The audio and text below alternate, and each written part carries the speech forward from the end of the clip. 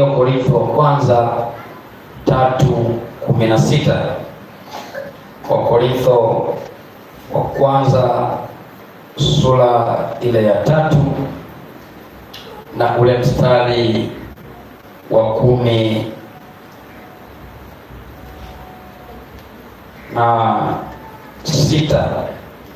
Kama umefika pale sema amina. Nisaidie kusoma pale, nasemaje? Rudia tena.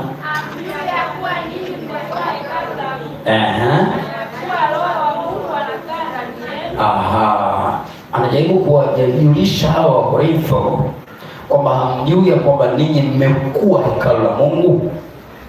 Umekuwa hekalu la Mungu saa ngapi? Baada ya kumwamini nani? Kristo. Kwa hiyo umekuwa sio mali yako tena, ni mali ya Kristo. Anasema sasa hamjui ya kwamba ninyi mmekuwa hekalu la Mungu na ya kuwa Roho wa Mungu anakaa wapi? 17 1 2 3. Kama mtu akijaribu hekalu la nani? Mungu atamharibu mtu.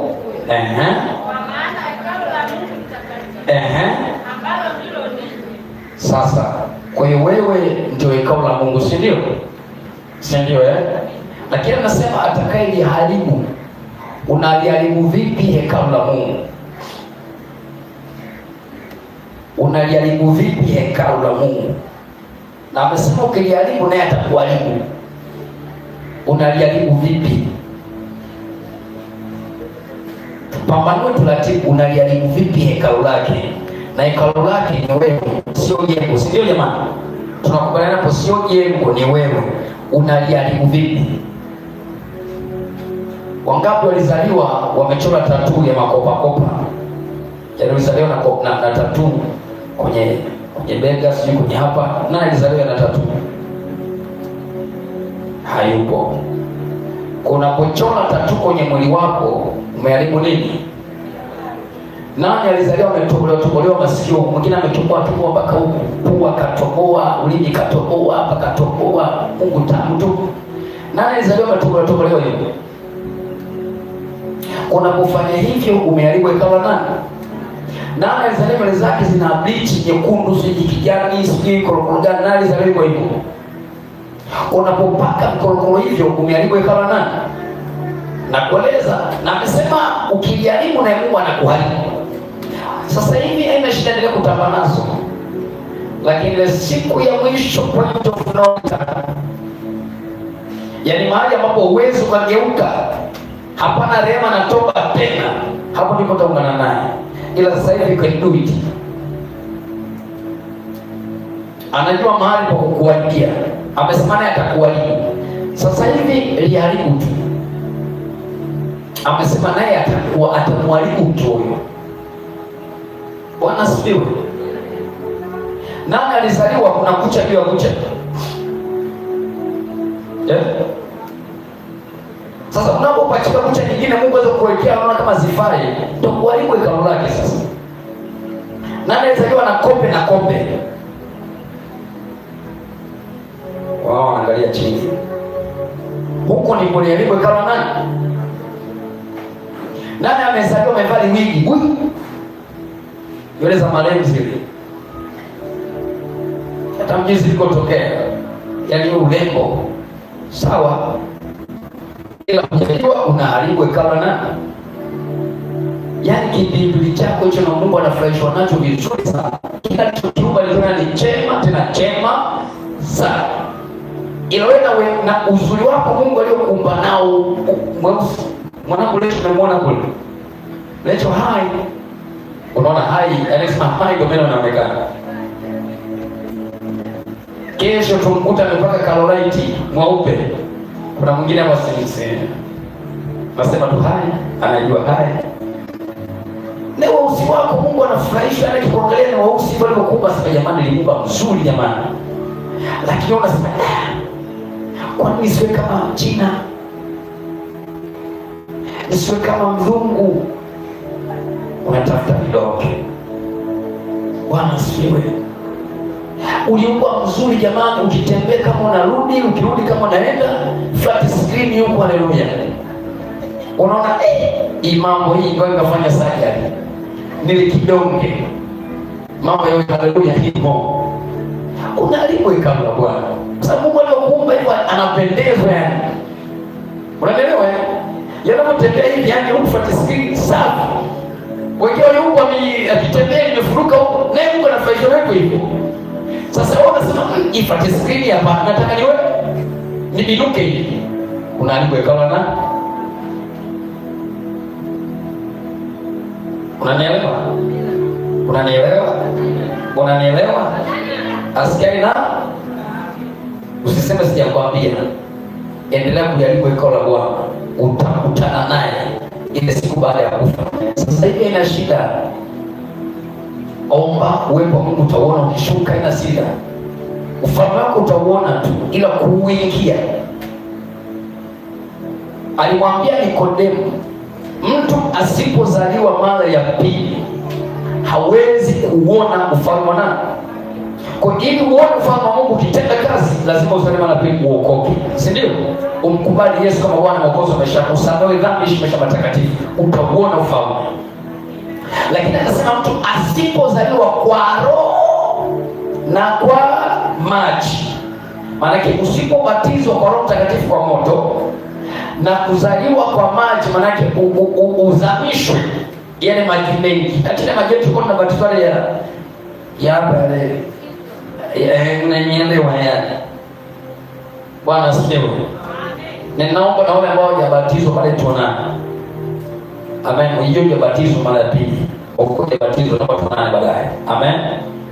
Anasema sasa usipozaliwa kwa roho na kwa maji, huwezi kuingia ufalme.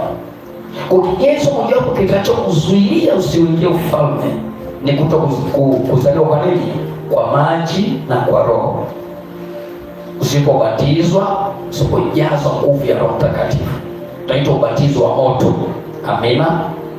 Kwa kuna vingine vitakavyokuzuilia usione mbingu, ni kuliharibu hekalu la Mungu.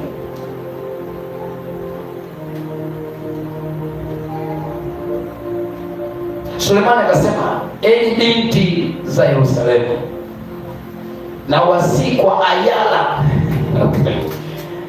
Akasema msiachoche kabla ya wakati wake. Mimi nakusihi binti wa gombo la chuo, usiharibu hekalu la Bwana, maana Bwana atakuharibu. Kipindi chako hicho Mungu anafurahishwa nacho. Usitake sijui dawa za relax sijui zilambiki hivi afu unafanya hivi. Wewe si wa hivi, kama una nywele ndefu na nywele ndefu, kipindi chako fresh. Lakini nataka zile unashuka afu unaambia hii shukie kwa huko. Afu unafanya hivi. Sasa kama unafanya kazi gani usiache? Hapo mtatu.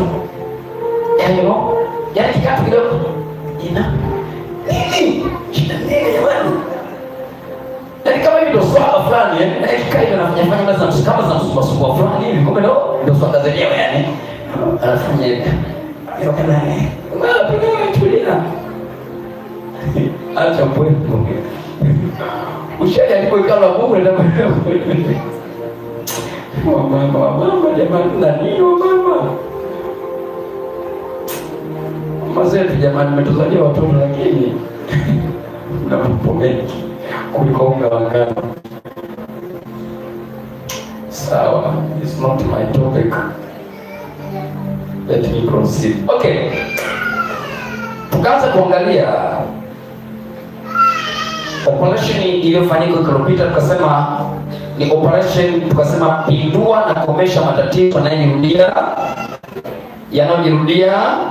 Tukasema mwaka huu Bwana ayapindue. Kila mwaka kuna jambo najirudia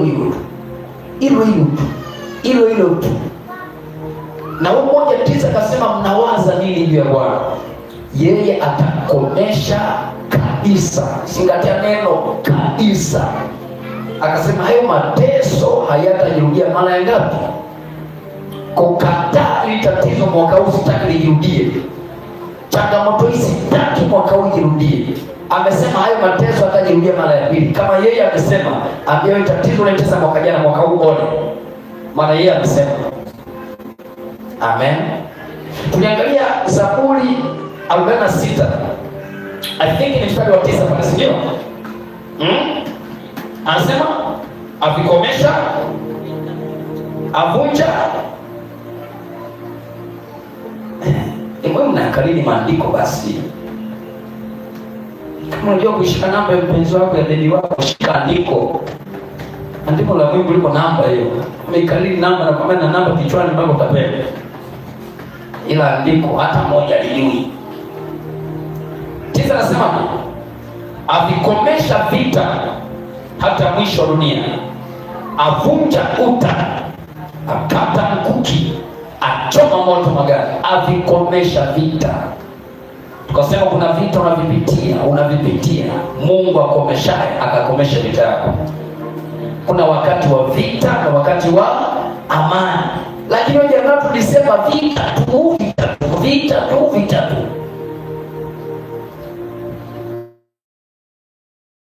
Kuna siku umepumzika, na afyatua na ubomoa. Yaani kesho ulibomoa, kuvunja, teketeza, ngoa. Mwanangu za petroli nimeona. Naangiza petroli na kiberiti kila siku. Hapana. Kuna wakati unafanyaje? Mungu alimwambia Daudi na Sulemani, kama baba alikuwa ni mtu wa vita, sio? Lakini baba alisema umeikomesha vita, anajua anachokifanya. Haleluya.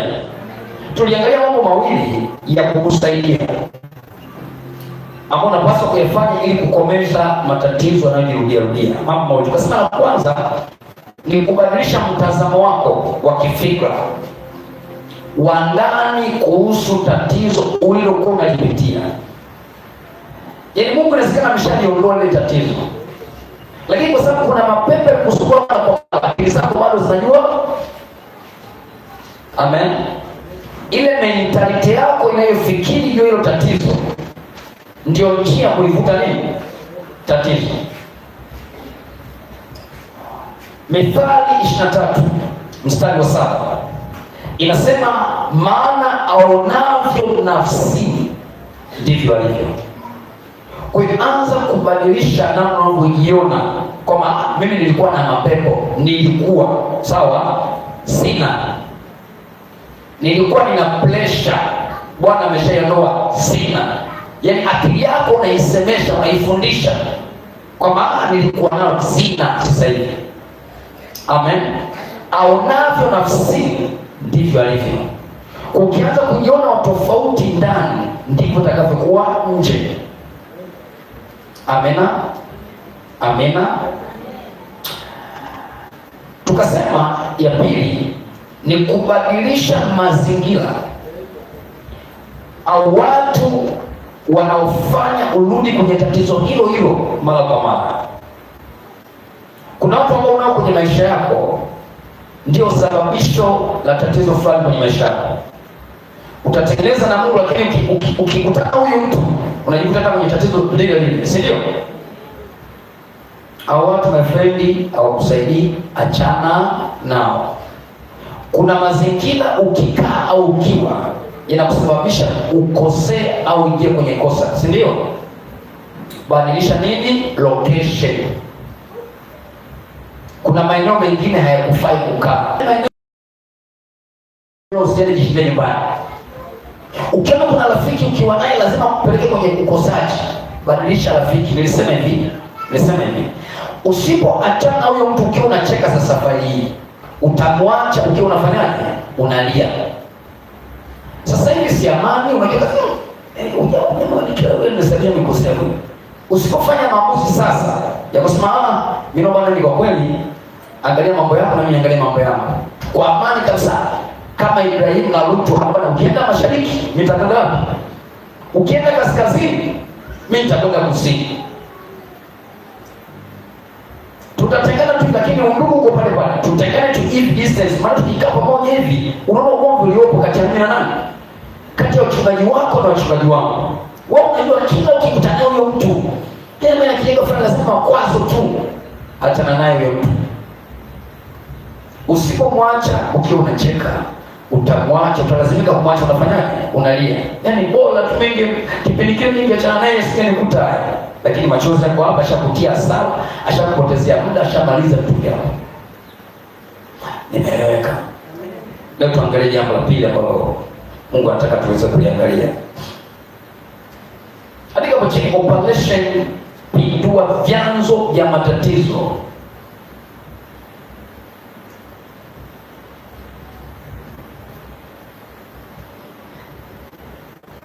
Operation pindua vyanzo vya matatizo.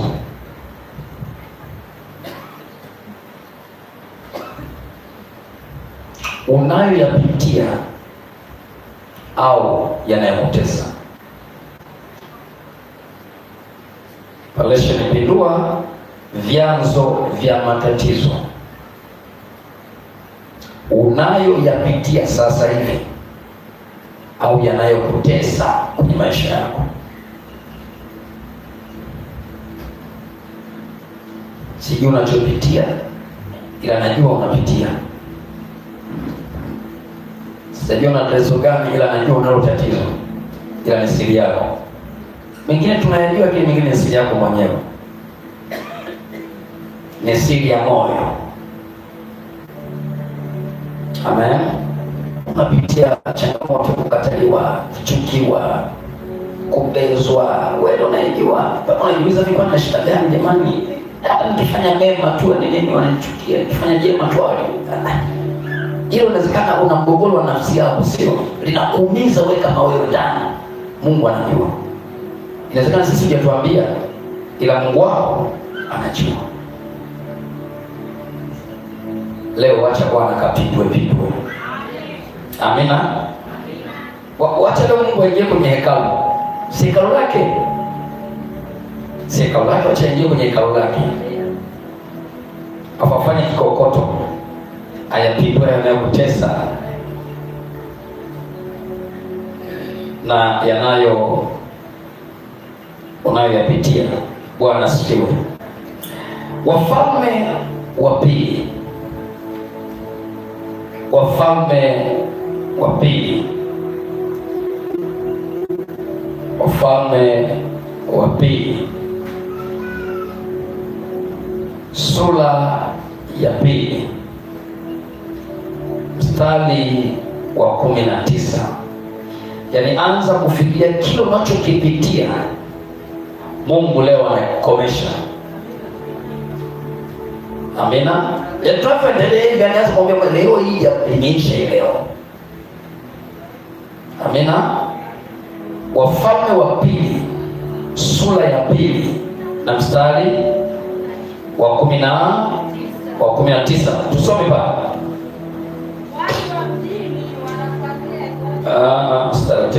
Taratibu velo. Anasema watu wa mjini wakamwambia Elisha, angalia, twakusihi mahali pa mji huu ni pazuri, mtumishi wa Bwana. Yaani kama bwana wetu mchungaji, kama unavyoona, mtao ni mzuri kwa biashara kabisa mchungaji, kama unavyoona. Lakini sasa maji yake kwenye mtaa, kwenye ile eneo hayafanyaje? Hayafai. Na nchi inazaa nini? Nisoma kwenye tafsiri nyingine ya Good News. Tafsiri nyingine ya Kiswahili anasema na watu mimba zinaharibika. Katika neno miscarriage. Asa nchi huzaa mapooza. Yanasema kwamba na watu huharibu mimba. Kwa nchi ni nzuri na mahali pazuri, lakini sasa kinachotokea kwenye maisha ya watu vinavyozaliwa vinafanyaje? Vinaharibika. Msikaje basi, umeelewa? Unashika mimba lakini inafanyaje? Inatoka, inaharibika. maana yule mtoto hawezi kumzaa. Ndicho kinachofanyika. Watu wanafanya biashara, lakini biashara inafika bado inafanyaje? Mtaji umeisha huko. Ikifanya biashara inakufa, inaharibika. Yaani kila mtu anakimbia kwenye huo mtaa. Swali linakuja, chanzo cha watu kuharibikiwa na biashara kwenye mtaa ni nini? Elisha kafanyaje? Mstari wa 2 wa 20. Akasema, nileteni chombo kipya, mtieni chumvi ndani yake. Wakamletea. Akatoka. Mwambie mwisho akatoka. Sema tena akatoka. Sema tena akatoka. Sijakusikia. Sema akatoka. Mpaka wapi? Mpaka wapi? Chemchemu ni nini? Sema maji yake hayafai. Maji yake, wewe leo maji hayo unayokunywa hapa yanatoka wapi? Chanzo chake ni wapi? Wapi? Mama ndio taratibu. Chanzo chake ni wapi? Ruvu. Sasa kia ruvu. Nadhani kuna ruvu na kile sisi kisalau sio? Kwa hiyo wakitaka wewe maji asifae huku, hawana shida na huku. Wana shida kule maji na kufanyaje? Unakumbuka kipindi kile cha uchaguzi kama nakumbuka. Wakasema maji yana sumu zikatambaa hivi maji. Mpaka mwingine anakula kiporo chake kimechacha kwa akaalisha sema hebu nikunywe maji nimealisha hapo kwa kiporo chake kuna lolote. Kwa taharuki. Jamani maji yanasumu, maji yanasumu. Baada ya hiyo wenyewe ndio wakataka jamani msuna nini? Maji hana nini? Kwa nini? Wakitaka kuharibu watu wanakwenda wapi? Ruvu. Kule ambako ndiko maji yanapotoka kusambazwa kwenye maisha ya watu. Kwa hiyo Elisha akaona hili tatizo kuna mahali limefanyaje? Limeanzia. Ninyi mnaona matokeo, lakini kuna mahali chanzo kinachosababisha haya mnayoona. Ukitaka kuumaliza mti, ukati matawi. Ukikata matawi, yatachipuka tena. Unakata nini? Kata mzizi. Kwa sababu mizizi inaendelesha mti. Ukikata mizizi, mti juu lazima unyauke tu. Bwana posifa. Bwana sifa. Kwa sababu hicho ndio chanzo.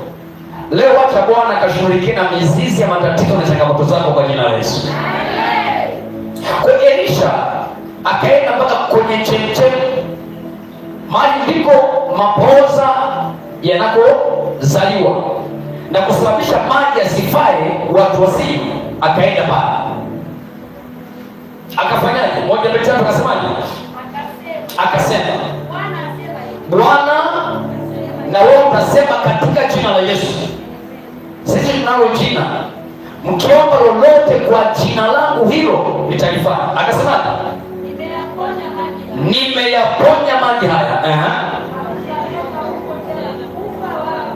Hakutatoka tena huko kufa wala kuzaa. Sasa nenda kwenye chanzo. Kila siku nini hayo ni matao unafanyaje? Una pluni. Kesho tena merudi. Amen. Amen. Ndio maana tatizo linajirudia tena. Changamoto linajirudia tena. Kwa lazima ushughulikie chanzo cha pito lako, changamoto yako, utakuwa umekomesha tatizo. Wafalme wa kwanza sura ya 18 mstari wa 17. Wafalme wa kwanza sura ya 18 mstari wa 17 wa 17. Anasema,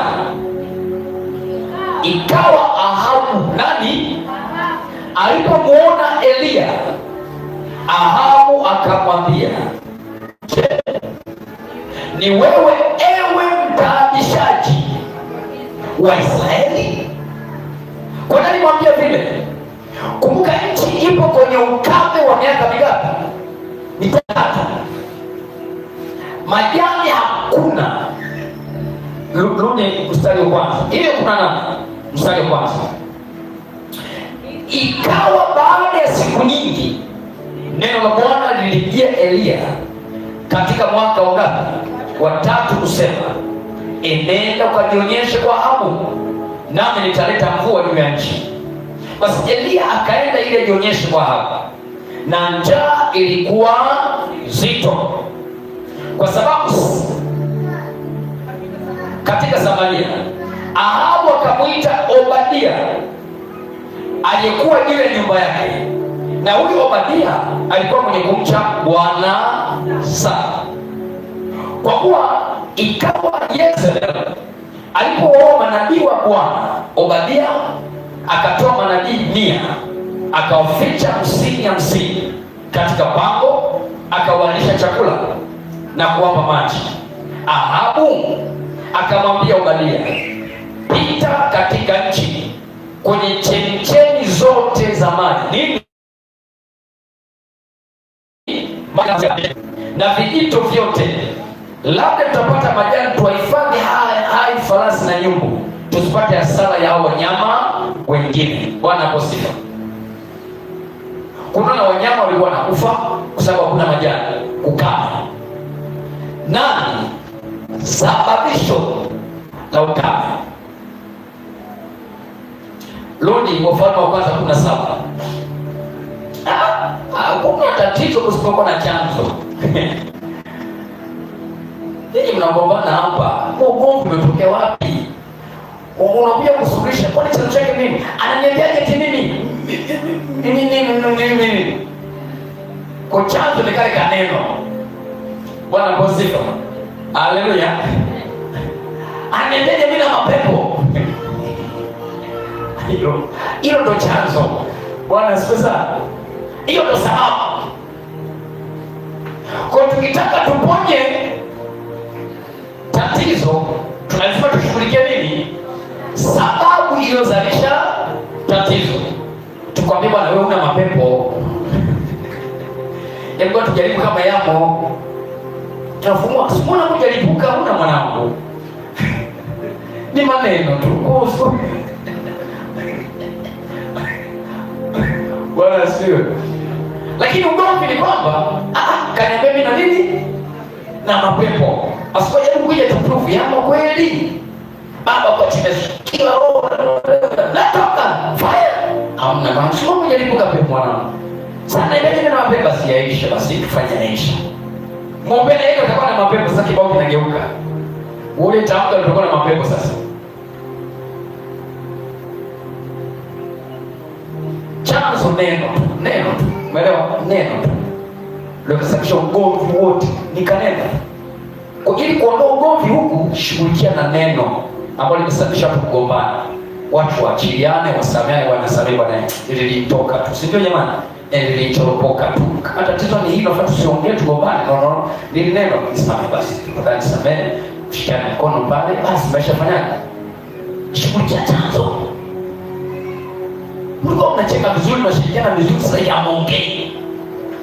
Kila mtu kivyake, barabarani na msaniani. Shida nini? Kumbe shida tu inawezekana mwanae huyu alikosoka mteki bao kana kwamba akanipiga. Hiyo ndio shida. Kwa nini nipiga mwanangu? Hapo muongei, hamshirikiani tena kwa sababu ulipiga nani? Hiyo ndio chanzo. Shughulikieni basi hicho. Ili maisha mengine yafanyaje? Sasa kuna ukame kwenye nchi. Chanzo cha ukame ni nani? Wafalme wa Kwanza 17:1 anasemaje?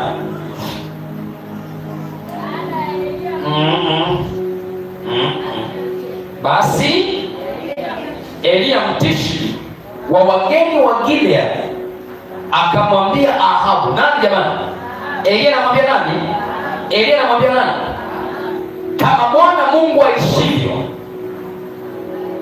Israeli aishivyo, ambaye ninasimama mbele zake, hakutakuwa na umande wala mvua miaka hii,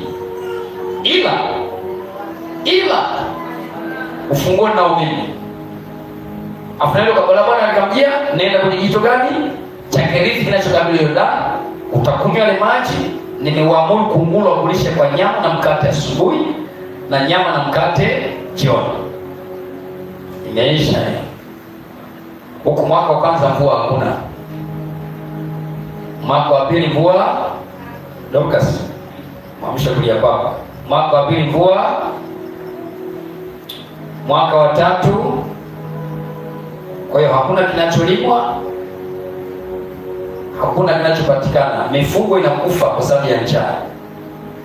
Lakini chanzo cha njaa ni nani? Ni nani? Elia ndio alitamka. Ndio maana Ahabu alipokutana na Elia tu alimwambia cha kwanza, nimekupata wewe mtaabishaji wa Israeli. Wewe ndio uliyesema kutakuwa na mvua miaka mitatu hii isipokuwa kwa neno langu. Wewe ndio uliyefunga mvua hainyeshi, tunapata shida, nyumbu zetu wanakufa, mifugo inakufa kwa sababu yako. Nimekupata. Maadamu nimekupata, wewe ndio chanzo, wewe ndio utakayeleta mvua tena. Akamwambia no, mimi sio chanzo, mimi sio sababu, mimi sio mtaabishaji. Mtaabishaji ni nani? Kibao kikageuka. Akamwambia ni wewe mwenyewe ulimwacha Bwana ukamgeukia nani? Baali, mungu wa mkeo.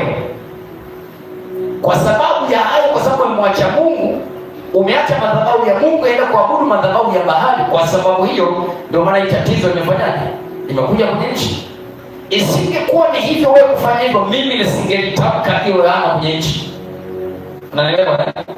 Kusababisha la tatizo sio huyu. Sababisho la tatizo ni yeye mwenyewe. Ahabu alimwacha nani? Kwa kuna wakati unaweza kuona watu ndio matatizo, ndio vyanzo, mjomba, bibi, shangazi.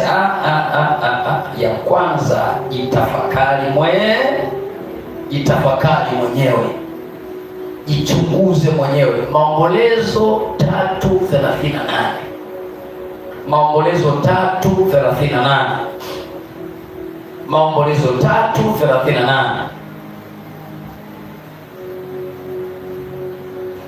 Maombolezo 3:30 ngapi? Hadi 40 pale. Anasema, je, katika kinywa chake aliye juu hayatoki maovu na mema? Mkikubali na kutii mtakula mema, bali mkikataa kuasi mtaangamizwa. Kwa aliyesema nani? Ni Bwana. Utakaposhika maagizo yangu na kusikiza sauti yangu na yale nikuelekezayo hivi leo, usiache kwenda mkono wa kuume au wa kushoto, ndipo baraka hizi zitakujilia na kukupata.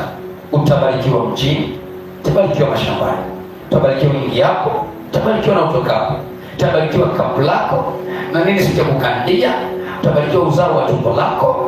Nitawafanya adui zako wainukao juu yako kupigwa mbele yako. Watakupokea kwa njia moja, na wewe watakimbia mbele yako kwa njia ngapi? Hiyo ni ahadi ya Mungu. Kwa hiyo unaitii. Ni Mungu amesema kwa kinywa chake.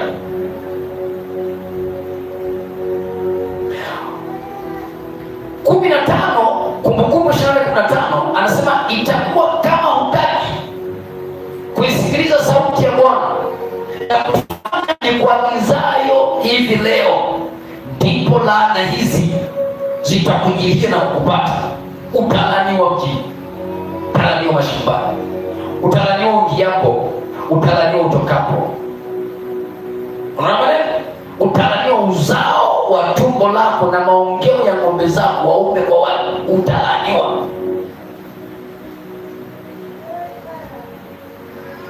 Utatokea mbele ya adui zako, lakini wewe utakimbia mbele ya adui zako. Afu utawapa kisogo adui zako. Pale amesema watakukimbia tena kwa njia 7. Hapa wewe utakiwa wakimbia adui zako. Ni Mungu amesema. Swali, chanzo cha tatizo unalopitia ni nani? Kabla kwanza kutafuta mchawi, jikague kwanza mimi mwenyewe. Je, kuna mahali niliacha maagizo ya Bwana? Kwa sababu yeye amesema utakapoacha haya yanakupata. Je, haya yaliyonipata ni kwa sababu nimeacha maagizo, au haya yamenipata kwa sababu ya uonevu wa adui, au haya yamenipata kwa sababu ya mashambulizi ya adui? Lazima ujitathmini hapo kabla kusema shindwa. Yakobo 4:7 inasema basi mtini Mungu atawakimbia. Kwa hiyo inawezekana unampinga hakukimbii. Kwa sababu gani? Utii bado. Maombolezo anasema 38:39 sasa. Mbona anung'unika mwanadamu aliye hai, mtu akiadhibiwa? Kwa nini? Usome Biblia yako, usome kwangu tafadhali. Mtu akiadhibiwa kwa makosa yake, kwa dhambi zake. Kuna matatizo tunayopitia kwa sababu ya dhambi zetu wenyewe. Unaadhibiwa kwa sababu ya dhambi yako. Hapo shetani hahusiki. Bibi yako sio unasema mchawi hahusiki, wadogo wanashangaza hahusiki. Ni dhambi zako wewe. Sasa 40 anatupa njia kufanya, anasema 1, 2, 3, na tuchunguze njia zetu na kuzijaribu na kumrudia Bwana na kumwinulia Mungu aliye mbinguni mioyo yetu na mikono. Hiyo ndio njia ya kurudi sasa, ili Mungu yale matatizo yanayosababishwa na sisi wenyewe kumkosea Mungu afanyaje? Maana Bwana sio tuko pamoja. Kama niacha au kwa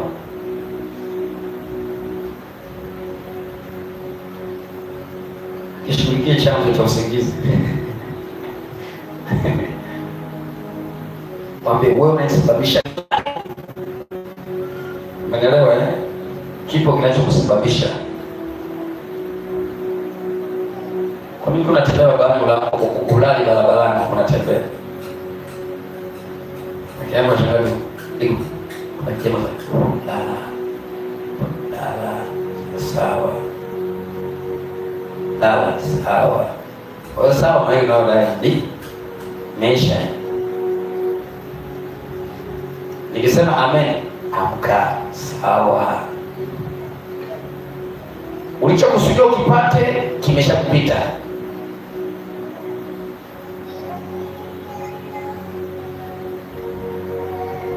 Bwana asifiwe. Jamani, Bwana asifiwe. Haleluya. Haleluya. Tuko hapo. Kwa hiyo kabla kumwangalia mtu kama tatizo, anza kujitafakari, je, mimi ndio tatizo? Je, mimi ndio sababisho la haya ninayoyapitia? Mimi ndio chanzo ya ninayoyapitia? Kama wewe ndio chanzo, basi jishughulikie mwenyewe kama chanzo. Unajishughulikiaje? Toba. Unaelewa? Toba ndio dawa. Toba tu, nyenyekea kwa Bwana, nyenyekea kwa Mungu, jinyekeshe kwa Mungu. Mungu, mimi ndio sababu niliacha maagizo yako, nilikuacha Bwana. Mkishamalizana na Mungu sasa, hapo unaambia shetani, umesikia Bwana amenisamehe, kanifutia makosa, nilikuwa wako kwa sababu ya dhambi, atendaye dhambi ni wako. Nilikuwa wako kwa sababu ya dhambi, dhambi imeshaondolewa, mimi sio wako, achia maisha yangu. Hapo sasa kibao kinamgeuka. Alimng'ang'ania kwa sababu ya kosa likishaondolewa, hana mamlaka kumng'ang'ania. Unamtandika hapo, vinaumana hapo. Bwana asifiwe. Bwana asifiwe. Tuangalie aina tofauti za vyanzo vya matatizo unayoyapitia au yanayokutesa. Aina tofauti za vyanzo vya matatizo unayoyapitia au yanayokutesa. Hatuna haraka sana, tutakipitia kimoja baada ya kingine kadri Mungu atakapotusaidia, na Bwana atatuponya kwa jina la Yesu.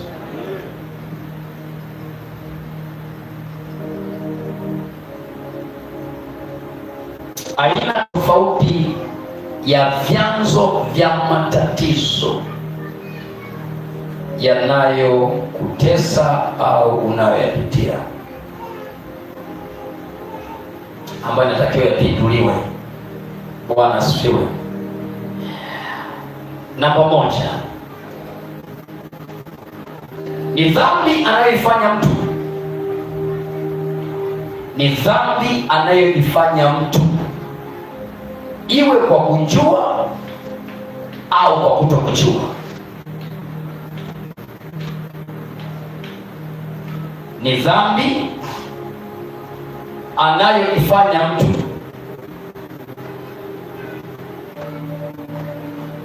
kinyume na maagizo ya Bwana, iwe kwa kujua au kwa kutokujua.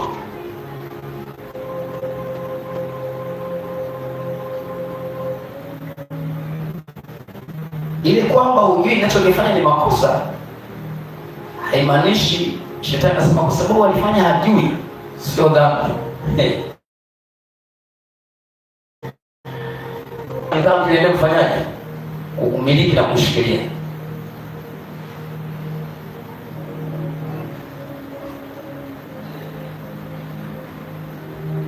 Amen. Bwana asifiwe. Bwana asifiwe. Kwa chanzo cha kwanza, hii ni chanzo mama, ni makosa yetu, ni madhambi yetu wenyewe ambayo tunayafanya iwe kwa kujua au kwa kutokujua. Yanasababisha matatizo, yanasababisha mateso kwenye maisha yake. Bwana asifiwe. Kitabu cha Mwanzo sura ya 3, Mwanzo 3 mstari ule wa 17 hadi wa 19. Mwanzo 3:17 hadi 19 anasema, akamwambia Adamu, kwa kuwa umeisikiliza sauti ya mke wako,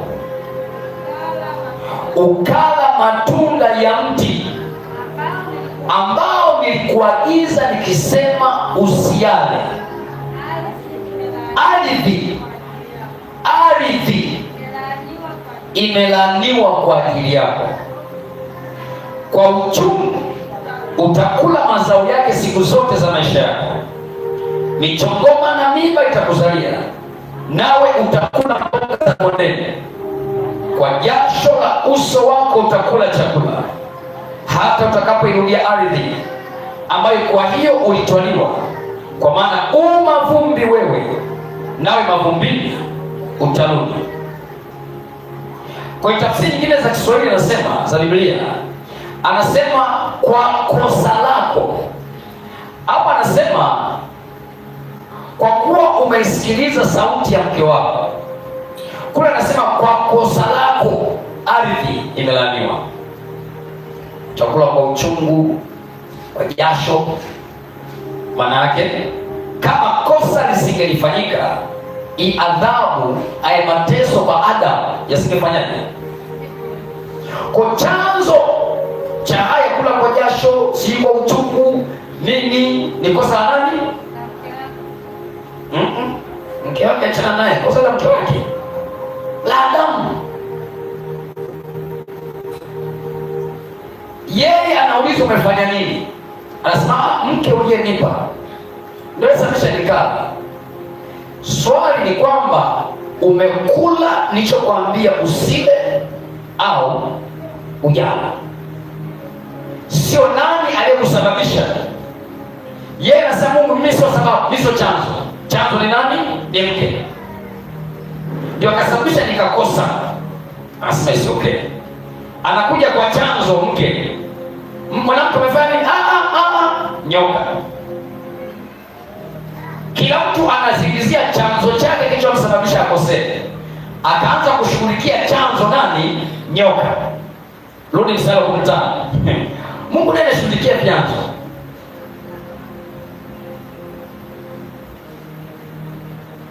Hivi mbona nilegulia bibi yangu?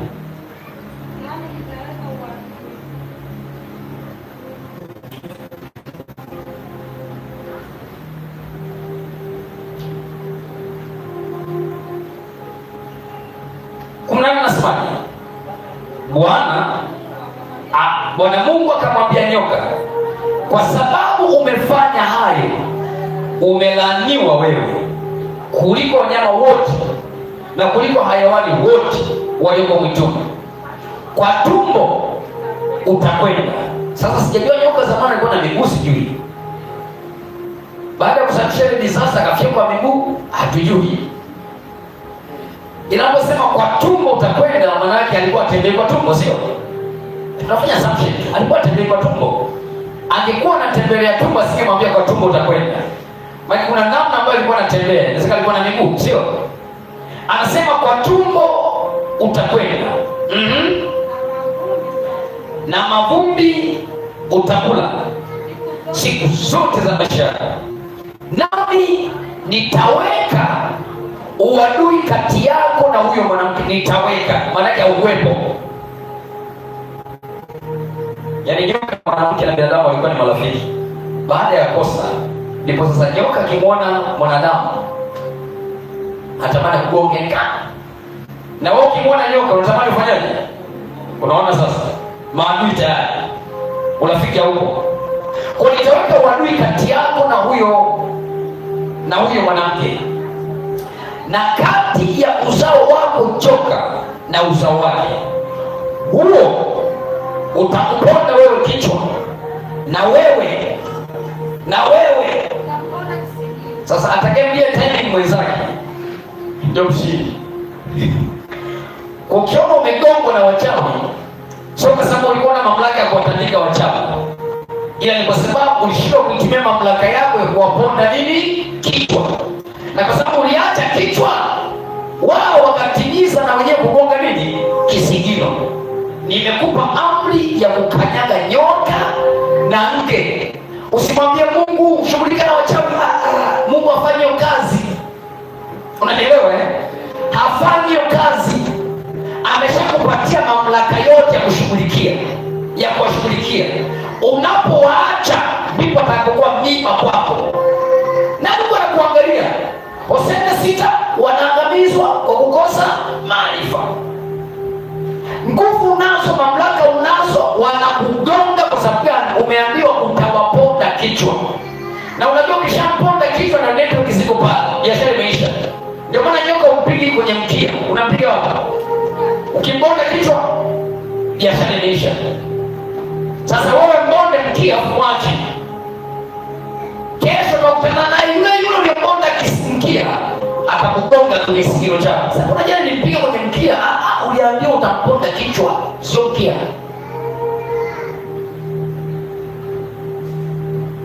Neema huko. Mbona mimi ndogo? Au sindana mingi.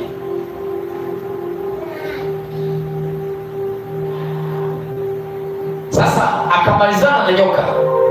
Nishaweka uadui sasa. Mwanamke ukikosea timing unagonga kisigino. Ukiwahi timing unamponda kichwa, biashara imeishia pale. Akaja sasa kwa mwanamke. Wewe ndio chanzo. Kampa adhabu yake. Kwa naye shetani anapojitafakari, asema mimi nilikuwa nini? Chanzo. Cha yote mpaka amenipata mimi ndo chanzo. Anakuja kwa mwanamke 16. Anasema akamwambia mwanamke, hakika nitakuzidishia uchungu wako. Maana yake uchungu ulikuwepo, lakini hapa Mungu akaongeza nini? Volume. Ulikuwepo ila akaongoza volume. Wanaongeza sauti, atusikii. DJ ongeza sauti. Akaongeza sauti. Ulikuwepo uchungu, ila sasa Mungu hapa akaongeza, nitakuzidishia. Kwa hiyo kuzidishiwa kwa uchungu ni kwa sababu ya kosa la mwanadamu. Amen. Kwa hiyo tunapotumia makosa yaliyosababisha uchungu ukaja, maanake uchungu hauwi mkali kama ule uliokuwa kwenye kosa, unakuwa ni uchungu wa nini? Sio utaondolewa, unarudisha ule wa kwanza ulioumbiwa. Huu mpaka adhabu. Yaani mwingine akibeba mimba na wazaka tu, hawazaki saizi, kule ndo kipengele. Bwana asifiwe. Nitakuzidishia uchungu wako na kuzaa kwako. Kwa utungu utazaa watoto, na tamaa yako itakuwa kwa mmeo, naye atakutawala. Nimeshamaliza. Mwanamume, kwa kweli sikia sauti ya mmeo. Kwa kila mtu aliyekuwa chanzo yeye mwenyewe alikula adhabu yake. Kunapokuwa unajitafakari na sababu uchumi unasema haya nilisababisha mwenyewe. Napokula kwa jasho nilisababisha mwenyewe. Napotembea kwa tumbo nilisababisha mwenyewe.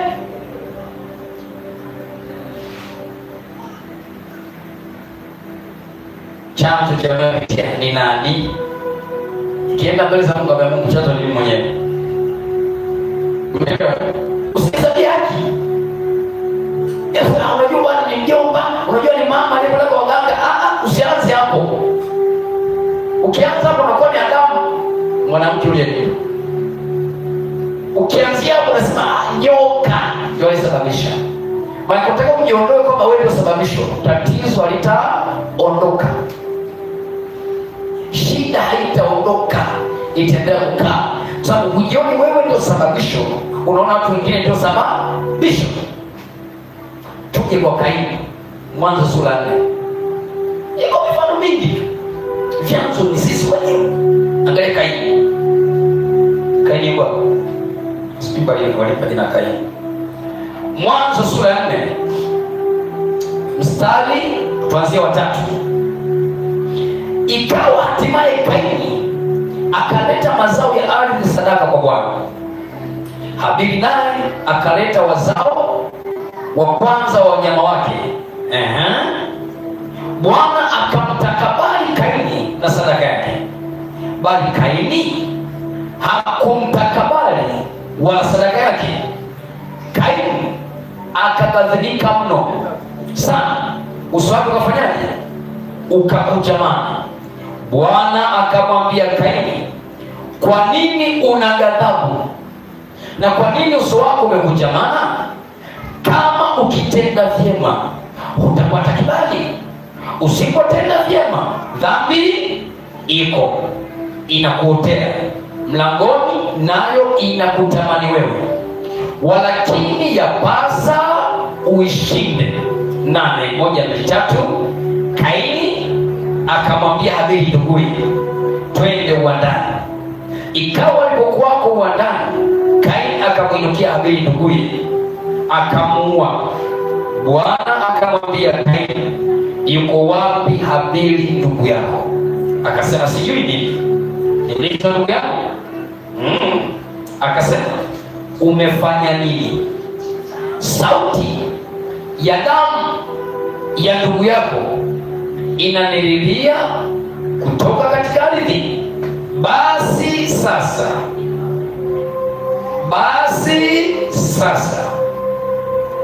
hajui kama amekosea, anauliza iko wapi ndugu yako? Mungu nisamehe, nimemuua. Sipo. Lakini hataki kujiona kwamba amekosea. Afa namjibu tena Mungu jeuri, kwa mimi ni mlinzi, unataka kuwa mlinzi wa ndugu yangu? Asema okay. Sasa kwa mujibu wa kanuni zangu za kimbingu, kulingana na kosa lako kuna adhabu. Mnaelewa eh? 11 anasema, basi sasa umelaniwa wewe katika ardhi iliyofungua kinywa chake ipokee damu ya ndugu yako kwa mkono wako. Utakapoilima ardhi haitakupa mazao yake, utakuwa mpoo na mtu asiyekuwa na kikao wako. hiyo ndo adhabu iliyosababishwa na kosa lake. Kwa unashangaa unafanya vitu havisogei. Hapo hapo ingia unafanya biashara wanafanikiwa. Wewe hazifanyaje? Haziendi. Utavunja laana zote unazojua wewe. Madamu hujaliona kwamba wewe ndio sababisho ilo kosa liondolewe. Bwana asifiwe. Mpaka ukiri ile dhambi ya kuua uliyoifanya, ndipo Mungu ataondoa hiyo adhabu moja. Ukilima aje ikupe mazao, lakini utakuwa ni mdogo na mtu asiyekuwa na kikao. Maana utakuwa na permanent place ya kukaa. Tunakuwa leo Dar es Salaam, baada ya miezi kadhaa uko kwenye kanisa hili, baada ya miaka kadhaa tunakuwa na Efata, baada ya miaka kadhaa Efata huko tena AGT, baada ya AGT huko tena tunakuona bwana yuko FPCT sijui wapi. Afadhali kwa nini unasikia kwenye mahali pamoja? Shida inawezekana ni wewe, au shida ni anayetokana na wewe aliyefanya hilo kosa. Bwana asifiwe. Wewe umekosea, adhabu inaanza na wewe. Watoto utakao wazaa wanapatilizwa kosa lako. Chanzo ni nani? Tunaanza chanzo ni mimi mwenyewe. Mimi ndo Kaini, mimi ndo Adamu. Sio ile ya Yeremia, baba zetu walitenda dhambi hata hawapo, na sisi tunateseka kwa sababu ya makosa yao. Mimi sizungumzi hiyo chanzo ikawa ni wazazi wako au mababu zako, hiyo utaendelea baadaye. Nazungumzia chanzo ni nani? Mimi. Uko chuo ulichorogwa kichwa, sasa hivi umeolewa, mimba hakuna, au nimelogwa. Hujalogwa. Usipokiri ulichokifanya, ni wewe mwenyewe unatumia madawa ya uzazi wa mpango, ni wewe mwenyewe yakasababisha ushindwe kushika mimba, si ndio? Afutaki kujua na mimi ndio tatizo. Madaktari wanakwambia na watu ni shida, sio nakwambia hivyo. Mbona wai usipokiri ile tatizo, my friend, Mungu haondoi tatizo. Lazima ukubali mimi ndio sababisho. Madawa ndio nayatumia yale ndio yamesababisha sijui pandikizi korongani ndio yamesababisha haya. Mungu naomba unisamehe. Unanielewa? Usiende kutafuta mtu mwingine, chanzo ni nini? Mungu nini? Lia na Mungu hapo nini? Utaona Mungu atakusaidia.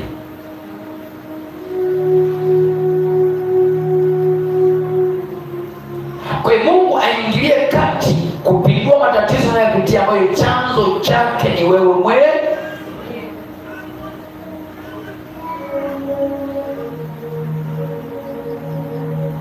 Mema huko waka umeloa mwanangu.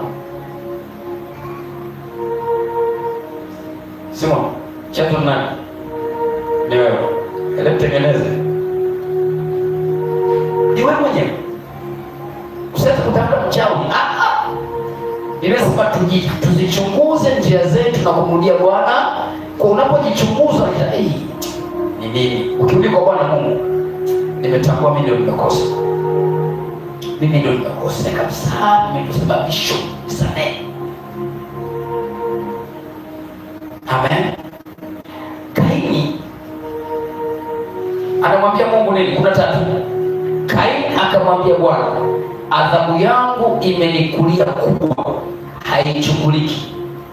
Tazama, umenifukuza leo katika uso wa ardhi, nitasitirika mbali na uso wako, nami nitakuwa mtoro na mtu asiyekuwa na kikao duniani, asiyekuwa na makazi duniani.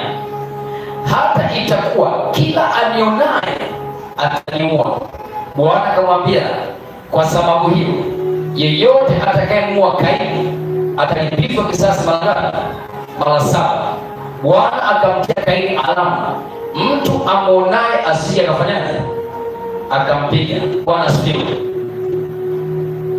Kwa hiyo watoto wawili wa Adamu, mmoja Habili amekufa, amebakia mmoja nani? Tunaangalia uzao wa nani? Wa Kaini, ambaye amelaaniwa, akilima havimzalii, amelaaniwa huyu kwamba atakuwa mtoro, mtu asiyekuwa na makazi. Tunaanza mstari wa 10 ngapi? Wa 16. Tuendelee. Kaini akatoka mbele ya uso wa Bwana, akakaa katika nchi ya Nodi mbele ya Edeni. Kaini akamjua mkewe, naye akapata mimba, akamzaa nani? Henoko. Akajenga mji akauita Henoko kwa jina la mwanaye. Henoko akamzaa Iradi. Huo ni uzao ngapi? Wa pili, si ndio? Wa kwanza ni Henoko, mtoto wa kwanza wa Kaini. Wa pili nani?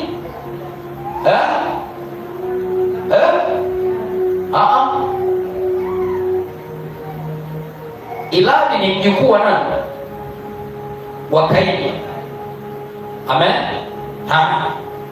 Kwa hiyo kwa Adamu ni uzao ngapi? Wa pili.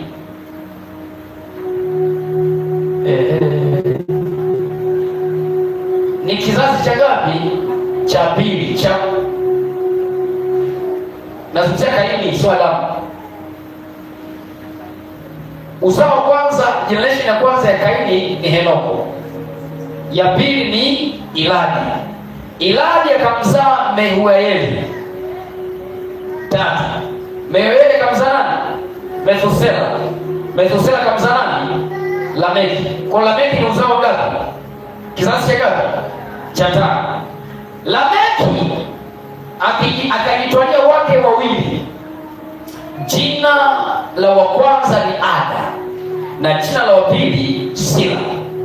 Ada akamzaa Yabali, huyu ndiye baba yao wakao katika hema ya kufuga wanyama, na jina la nduguye aliitwa nani? Yubali, huyo ndiye baba yao wapigao kinubi na filimbi.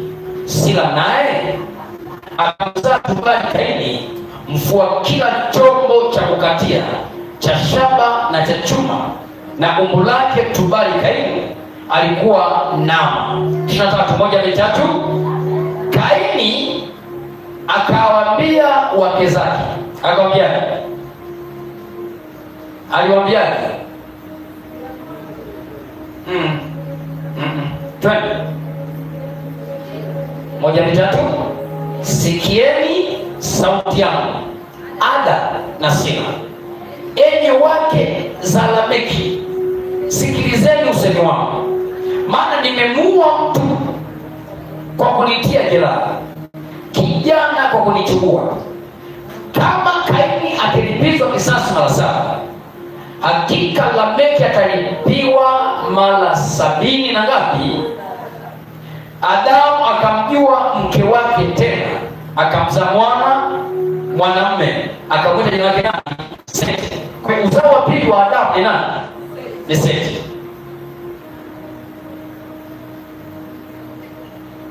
Uzao wa tatu, wa kwanza Kaini, wa pili Habili, wa tatu Seti. Maana ni mtoto wake wa tatu. Bwana apewe sifa. Haleluya. Bwana asifiwe. Bwana asifiwe. Jamani, Bwana asifiwe. Sasa taratibu. Kaini ndio lango la roho ya kuua, ndio chanzo, si ndio? Adhabu ikaanza kwake, lakini angalia uzao wa 5 anaibuka Lamek. Kosa lile lile alilolifanya Kaini na kumuua mtu anakuja kulifanya nani? Lamek. Kwa jambo hili limerithishwa, limetembea. Kwa sababisho la Lameki kuwa sio yeye, ni nani? Ni Kaini. Mimi leo siangalie kule ambapo wewe unafanya. Leo nataka tuangalie wewe mwenyewe. Mfanyaji wewe. Hii ya Lameki ambayo chanzo chake ni Kaini baadaye. Amen. Amen. Babu yako alioa wake 5. Wewe utaishia 5 rafiki yangu. Vya polisi wa vinazidi. Chanzo ni nani? Sisi kwetu bwana, hakuna ambaye hana mke zaidi ya mmoja. Sasa na wewe umeshaokoka rafiki yangu, unaelewa kupambana hali yako. Usiposhughulikia chanzo kilichosababisha na kufungua mlango wa hiyo roho ya kuoa mke zaidi ya mmoja. Wewe hata kama umeokoka, my friend, nakwambia yalameki atakupata. Amina, amina, amina.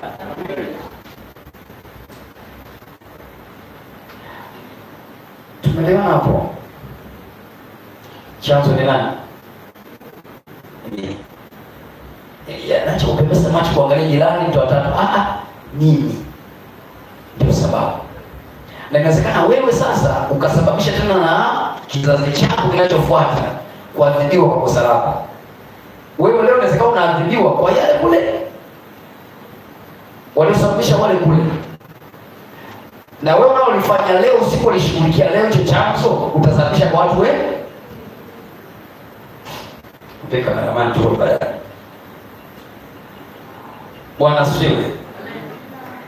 Wafalme wa Pili sura ya 5.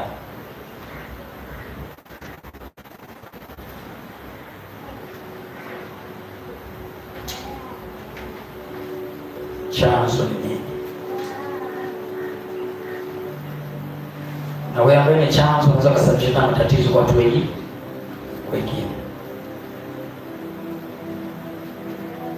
Mstari wa 25 pale hadi 27.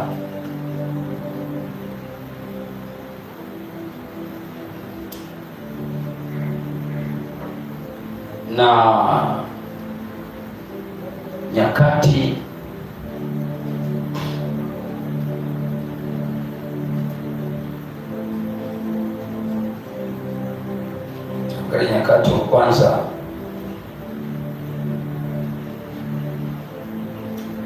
wa kwanza sura 21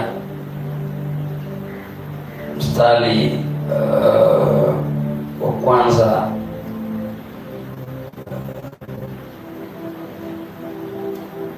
ina mstari mingi sana. Naomba kupata nafasi yako soma na mstari upate kisa kizima. Nitasoma pale, nasema tena shetani akasimama juu ya Israeli akamshawishi Daudi kuwahesabu Israeli. Basi Daudi akamwambia Yoabu na wakuu wa watu, nendeni kawahesabu Israeli toka Beersheba mpaka Dani, mkanipashe habari nipate kujua jumla yao. Kumbuka ni shetani amemshawishi. Nani? Shetani kamshawishi. Yeye hajui kama anachokifanya ni makosa. Ndio maana nimesema kwa kujua au kwa kuto, kashawishiwa, anasikia msukumo wa kufanya hicho kitu, lakini hana hakika kinachokifanya ni Mungu, mapenzi yake au si mapenzi. Kwa hiyo akafanya bila kuuliza, hakujua kama ni makosa, watu wakahesabiwa. Angalia mstari wa 3. Naye Yoabu akasema, Bwana na waongeze watu wake mara 100 hesabu yao ilivyo. Lakini bwana wangu mfalme, si wote watumishi wa bwana wangu? Mbona basi bwana wangu analitaka neno hili? Maanake Roho Mtakatifu akasema na Daudi kupitia nani? Yoabu. Kwa nini mfalme anataka kuhesabu watu? Yaani maana hiki ndio tunachokifanya si sawa. Lakini kuna vingine unataka utumie mamlaka yako. Akasema, mbona awe sababu, awe chanzo cha hatia kwa Israeli? Unaona? Kwa nini anataka kuhesabu watu? Kwa nini mfalme awe ndio chanzo cha sababu ya watu kupigwa kwenye Israeli? Unaona, anamwambia mfalme. Kwa lugha nyingine anamwambia mfalme, usisababishe matatizo kwenye nini? Kwenye nchi yako. Unashauriwa lakini hutaki mashauri. Angalia mstari wa 4, anasema, lakini neno la mfalme likawa na nguvu juu ya Yoabu. Kwa hiyo Yoabu ikabidi afanye, kwa sababu yuko chini, sio ati. Akamtolea Daudi jumla ya hesabu ya watu, na hao wote wa Israeli walikuwa watu 1000 mara 1000 na 100,000 wenye kufuta upanga, na Wayuda watu 470,000 wenye kufuta upanga. Lakini Lawi na Benjamin hawakuhesabu miongoni mwao, kwa sababu Neno la mfalme lilimchukiza Yoabu. Basi hili jambo mbona hapana, sawa kabisa. Kwa Kaisari kabila nyingine mbili akafanyaje? Bwana hili jambo anafanya kila lazimika kwa sababu kiongozi wake amesema. Bwana asifiwe. Nilipokuwa ni fulani, nilikuwa ni sehemu ya uongozi kwenye ile kanisa. Tulipokuwa kwenye kikao, mchungaji akasema kuna jambo fulani linafanyika. Akasema ukienda kutoa matangazo semeni 1, 2, 3, na jambo hilo sivyo lilivyo, si dhambi. Ndio mchungaji wenu anasema mkafanye hivyo, katangaze hivyo. Mimi nilimkatalia mbele yake pale pale, kaambia mimi sitaweza kufanya.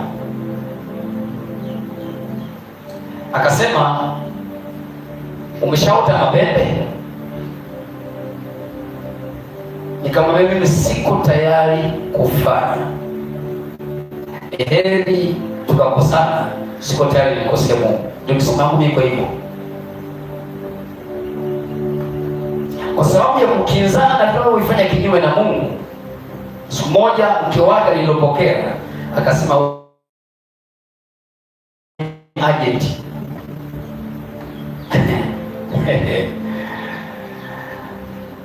Tulipitishwa na tukapitia, kwa sababu nilikuwa na mheshimu, ni mchungaji na mheshimu nafasi yake. Kama nashukuru barikiwe, sikumjibu kitu. Kafura sasa zimewaka hivi, wewe agent wewe, kuropoka, mimi sikumjibu chochote. Niliomba tu hekima Mungu nisaidie. Wakati wa kufaa niliamua kuondoka pale, sikupenda kuendelea na nilikuwa naendelea pale. Amonije na nani? Na Bwana. Kwa nini? Huyu tayari anataka awe sababisho la kosa kwako kufanya kosa. Utakapofanya kosa, usije ukasema mchungaji wangu alinituma kufanya. Adhabu itaanza na wewe shughulika kufanya. Pili, Mungu anashughulika na aliyesababisha. Adamu na mkewe hawakuepuka adhabu kwa sababu aliyesababisha kosa nani? Ni nyoka. Mimi pale pale niwaambia sitaweza kufanya. Nikaambia umeshakuwa jeuri, nikamwambia no. Hii kitu sio sawa. Ukweli ni huu. Mbona utaenda katangaza mbele ya watumishi wa Mungu kitu ambacho sicho? Kwa sababu ya masali yako. We. Nenda kinyume na mfano mafuni kwa utapendwa. Mimi nilikataa. Niligoma. Yoabu akahesabu watu. Sasa angalia. Alipomaliza kuhesabu mstari wa 7. Inasema neno hilo likawa baya machoni pa nani? Pa Mungu. Kwa hiyo akawapiga Israeli. Alikosea ni nani? Ni mfalme. Aliyodhiliwa nani?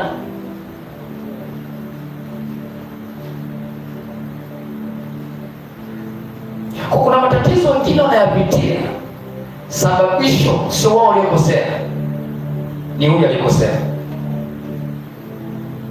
Wamepigwa ambao sio waliohusika. Hata Yobu akasema kwa nini awe sababisho la hatia kwa Israeli?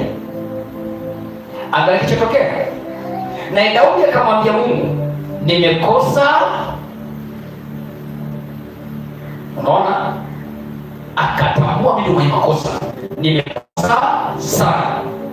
Kwa sababu nimelifanya jambo hili. Lakini sasa uondolee mbali na kusiku uovu wa mtumwa wako. Kwani nimefanya upumbavu kabisa. Na Bwana akanena na Gadi, mwonaji wake Daudi akisema, nenda ukanene na Daudi ukisema, Bwana Mungu asema hivi, nimekuwekea mambo mangapi? Matatu. Katika haya nichagulie moja nikutendee hilo. Nikuadhibu. Matatu. La kwanza, basi Gadi akamwendea Daudi akamwambia, Bwana asema hivi, kubali upendavyo, miaka 3 ya njaa au miezi 3 ya kuangamia mbele ya adui zako, ukipatwa na upanga wa watesi wako, au siku 3 za upanga wa nani? Wa Bwana, yaani tamu katika nchi, na malaika Bwana akiharibu kati ya mipaka yake ya Israeli. Haya basi, ufikiri ni jawabu gani nimrudishie yeye aliyenituma? Naye Daudi akamwambia Gadi, nimeingia katika mashaka sana. Basi sasa na nianguke katika mkono nani?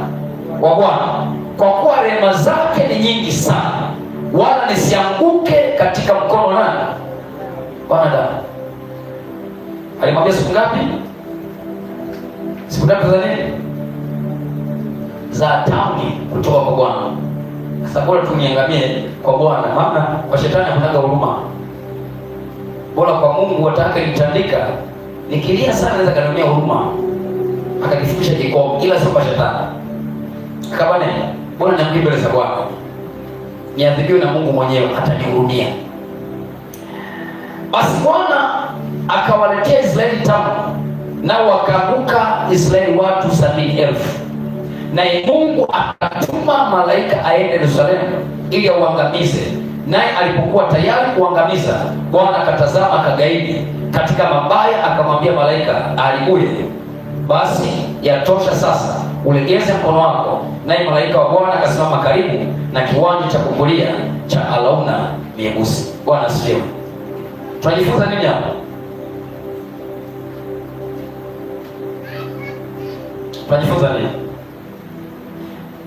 Tauni ilienda kwa Daudi au ilienda kwa wananchi?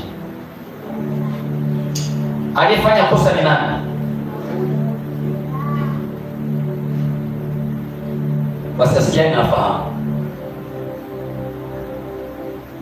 Asikiani,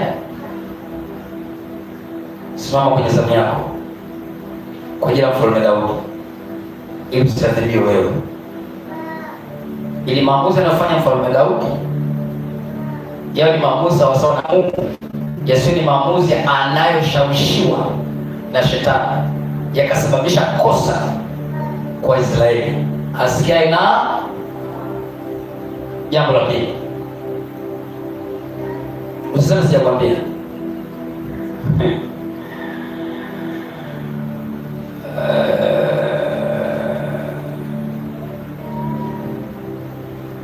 Kosa lako ni chanzo. Kosa lako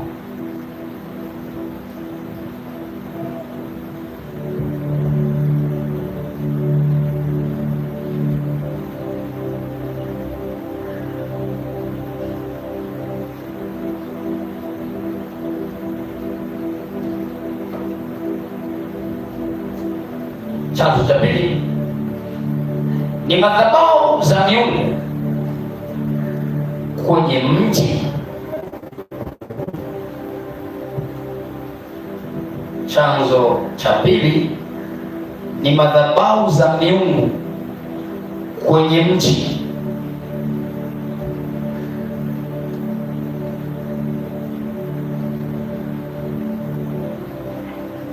Ni madhabahu za miungu kwenye mji au mtaa uliopo.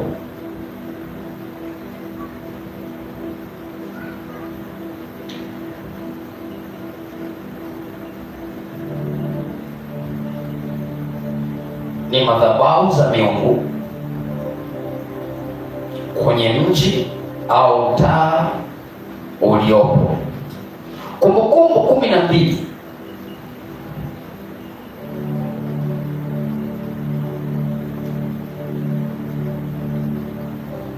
chanzo cha pili. Kumbukumbu 12 mstari wa 1 hadi wa 3. Tunaangalia chanzo cha matatizo yako tafadhali. Kumbukumbu 12 mstari wa 1 hadi wa 3. Hizi ndizo amri na hukumu mtakazotunza kuzifanya katika nchi aliyokupa Bwana Mungu wako, Mungu wa baba zako, uimiliki siku zote za maisha, siku zote mtakazoishi juu ya nchi. 2, vunjeni kabisa mahali pote walipokuwa wakiitumikia miungu yao mataifa mtakayoyamiliki juu ya milima mirefu na juu ya vilima, chini ya kila mti wenye majani mabichi, nanyi zivunjeni madhabahu zao, zibomoeni nguzo zao na maashera yao, yateketezeni kwa moto, na sanamu za kuchonga za miungu yao zikateni, na jina lao lifutilieni mbali na mahali hapo, wala msimfanyie hivyo Bwana Mungu wenu. Kwa wanapewa angalizo mapema, kazi ya kufanya watakapoingia kwenye ule mji wa Kanaani. Kanaani yako ni mtaa unaokaa. Kanaani yako ni mtaa unafanya biashara. Kwa nini mambo yasogei hayaendi hapo? Mngesema tangu nimehamia kwenye hii nyumba, tangu nimehamia kwenye mtaa, mambo ulikuwa hali njema ulikokuwa. Tangu umeingia hapo, hata kibakuli hujaongeza mnono. Hata kiti ulichokuwa nacho ndio kinazidi kuchaka, makochi yale yanazidi kuchaka. Nguvu unapata hela ya kodi. Kuna mmoja kama sana mchungaji, hata sio mtaa. Yeye unapata hela ya kula na ya kodi. Ya kusema ufanye maendeleo upati. Hela ya kodi utapata kulipa ili usiondoke pale. Lakini hela unayopata nyingine usipofanya maendeleo haikai.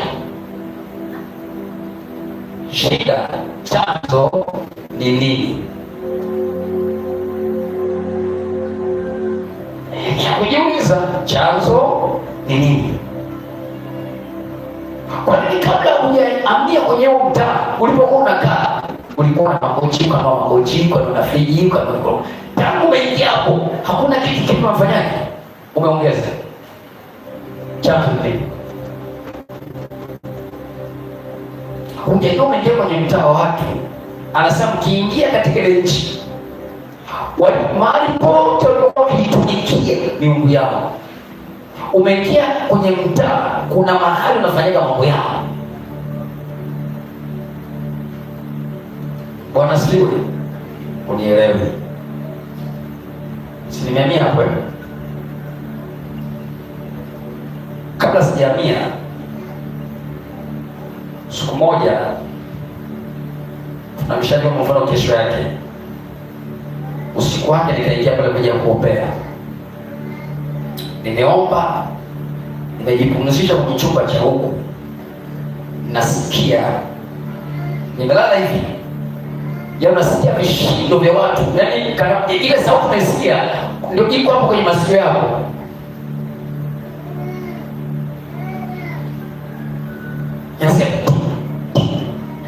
Mpaka nikashtuka, nafungua dirisha niangalie nje, kuna watu wanapita, sioni watu.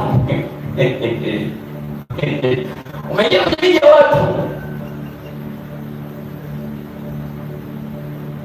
Kama ni mambo ukishaingia tu, madhabahu zao walipokuwa vunja.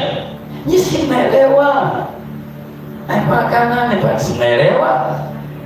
Si mnaelewa? Yeye hayupo, vibuyu vyake vipo. Na mimi ndo nimeingia pale sasa. Siku wake na seti. Kaambia okay, shughuli upewe umepata mkunaji, tumane vizuri. Bwana siwe kinyume cha hapo, utaiba haleluya bila biti. Mnajua ninachosema? Ila umeingia tu kichopita mgundi. Bwana siwe, Bwana siwe. Amen. Hujaombea pale, hujapeleka wakfu pale, hujakakomboa pale, umeingia tu. Yaani tunaita mmoja kwenye nyumba mambo mtoto jamani. Jamani sitaki hela zako kupotelea mchungaji. Kuliko hamna, endelea kwa kunywa kikombe. wiki iliyopita mmoja mchungaji, nakuomba niombeni mambo, ameniacha neka kule Aliani. Kaambia ina shida. Kaenda pale kwa nzuri kubwa. Kabla tujaingia tu inaomba uje ukanyage uombe. Halafu kabeba na mume wake huyo kwa kabo saba yuka. Nikampiga fire izunguka nyumba pale lelele. Kabla kwa wiki. Kumbukumbu 20 iko wazi kabisa mstari wa 5. Leo mwanzo mna nini? Muulize Neema mwambe mpaka nipenda ukanyaga kwenye kiwanja chake. Kumbukumbu 20. Na mimi sina ya hata mipeleka mbwinde msotoni itakuja. Mbwinde kimabuni itakuja. Meketi mafuta. Kama nasemaje? Na makida wasema na waseme na watu na kuwapia, ni mtu gani aliye hapa alijenga nyumba mpya wala hajaiweka nini wakfu, aende akarudi nyumbani kwake, asije akafa kapiga nono ikaweka wakfu na mtu umeweka wakfu na ikabidhi kwa Bwana, au msimamizima tukichwa miguu wote twende ndani.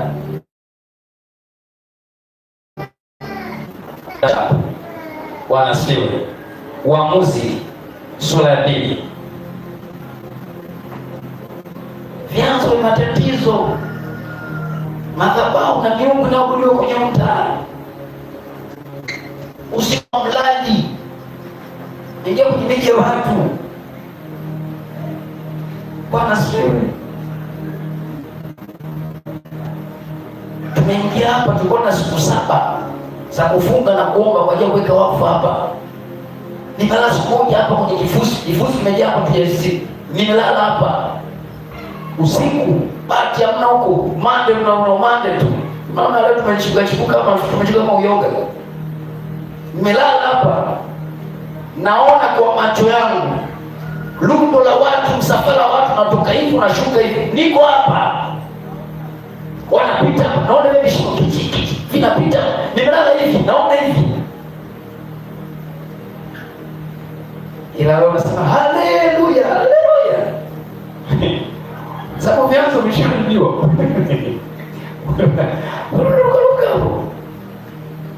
Waamuzi anasema sura 2 mstari wa 1 hadi 3. Kisha malaika wa Bwana alikuwa juu kutoka Gilgali kwenda Bokimu, akisema, mimi nimewaleta ninyi mkwe juu kutoka nchi ya Misri, nami nimewaleta hata nchi niliyowapia baba zenu. Nami nilisema mimi milele sitalivunja hilo agano langu nililoagana nanyi, msifanye agano lolote na hawa wenyeji wa nchi hii. Zipomosheni nchi madhabahu zao, lakini hamkusikia sauti yangu. Je, mmefanya haya kwa sababu gani? Tulisoma Kumbukumbu 12, mtakapoingia fanyeni 1, 2, 3. Hawakufanya. Na washaambiwa ni amri na hukumu wanazopaswa kuzifanya. Kwa wasipovunja zile madhabahu Mungu anawaambia zivunje, ni dhambi. Tuko pamoja? Maana hawajatekeleza agizo la Bwana. 3 anasema basi kwa ajili ya hayo mimi nilisema zaidi, mimi sitawafukuza watoke mbele zenu, lakini watakuwa kama miiba mbavuni.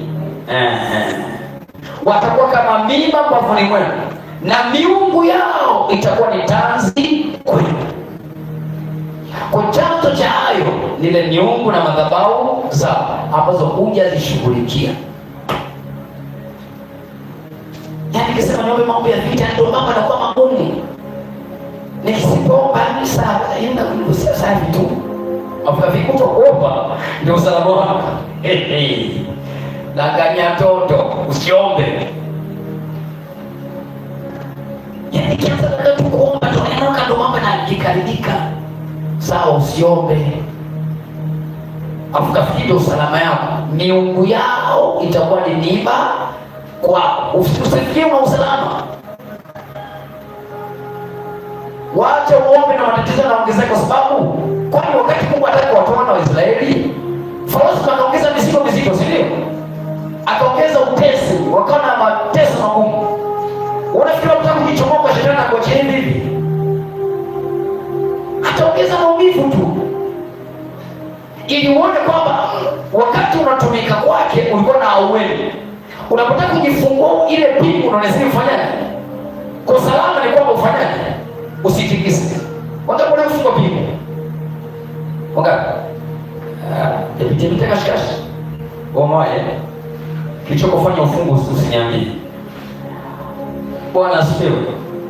Mimi nilifungwa koko ama nusu nikalale Oysterbay. Sijaokoka 2009 ndio mwaka ule nadhani Mungu akaniokoa. Tumeshakamana, tumewekwa pale. Niko na pingu yangu. Na mbogela ndani. Nilikuwa nikiita umishi nitaka kofi.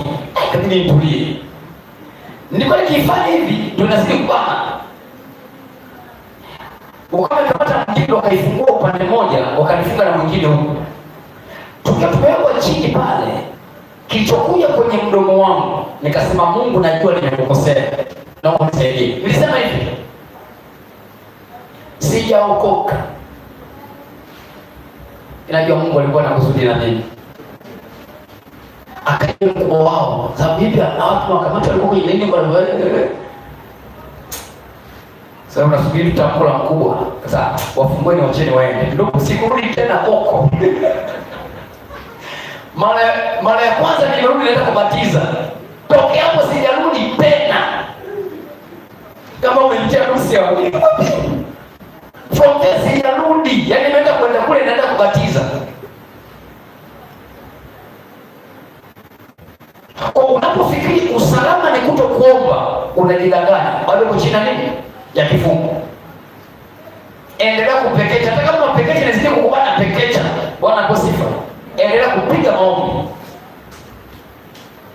Usijifariji tena unajua nikiomba na mambo ndio vita inazidi kuongezeka. Piga maombi. Sema amina. Amen. Hata kama mvivu wa maombi. Ingia amina ndogo sababu inajua kukoloma tu. Bwana sifa sana. Mimi nakuelezea chanzo. Haleluya. Nimeambia biashara yangu imefungwa pale maeneo Mandao. Kumbe kuna vigongo viko pale. Wiki ya kwanza tu na mtu amekaa pale akasema, "Bwana vipi? Sisi ndio wazee wa mtaa."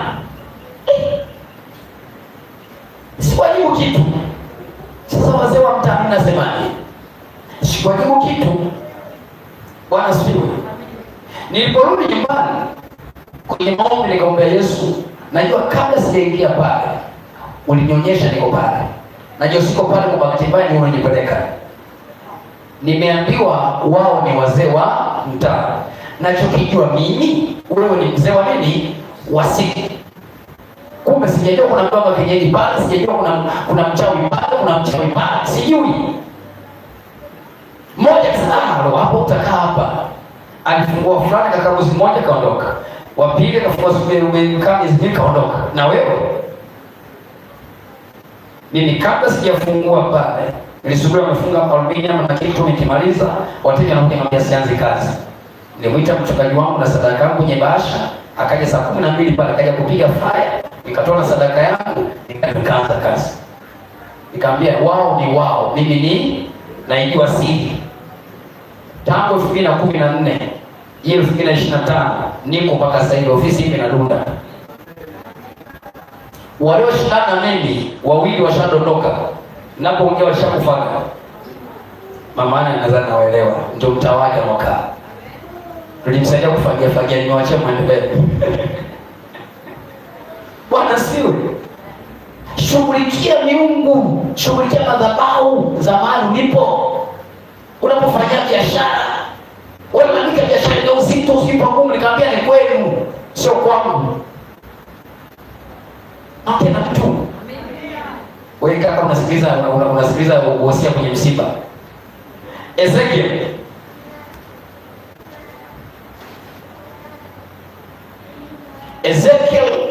21. wa 21. Unapokaa wapo, vigagula wapo, kwa nje mnachekeana vizuri sana, huwezi ukawajua.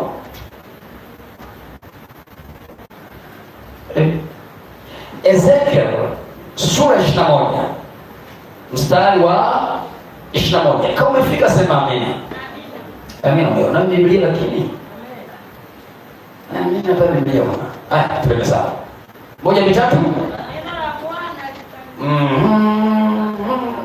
Ezekiel 21:21. Maana mfalme wa Babeli alisimama penye njia panda. Penye wapi? Penye kichwa cha njia hizo mbili, ili atumie uganga. Alitikisa mishale huko na huko, akaziuliza terafi, akatazama maili. Maana ile ilikuwa ndo sadaka yake.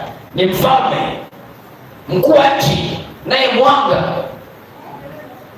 Sasa usishangae balozi wa mtaa, mnachekeana mtaa, lakini usiku kigagula analoga watu kwenye mtaa.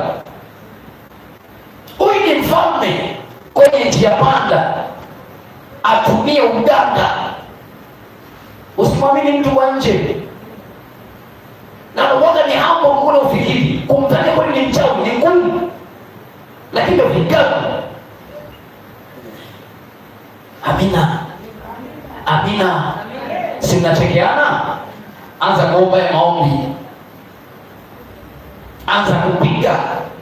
Mwambie yote ambaye ni chanzo cha maisha magumu kwenye mtaa, chanzo cha kuteseka watu kwenye mtaa, kwa jina la Yesu Kristo, na kwenda kwenye kile chanzo. Elisha akaenda kwenye chemchemi. Nenda kwenye chemchemi. Huyo anatuonyesha njia panda. Maana kwenye njia panda kuna vitu vinafanyika. Kwenye ulimwengu wa roho safiri.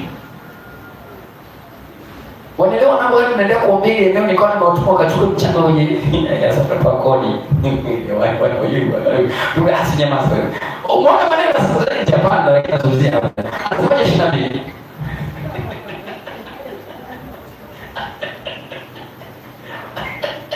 Wanaelewa vitu bila kupata.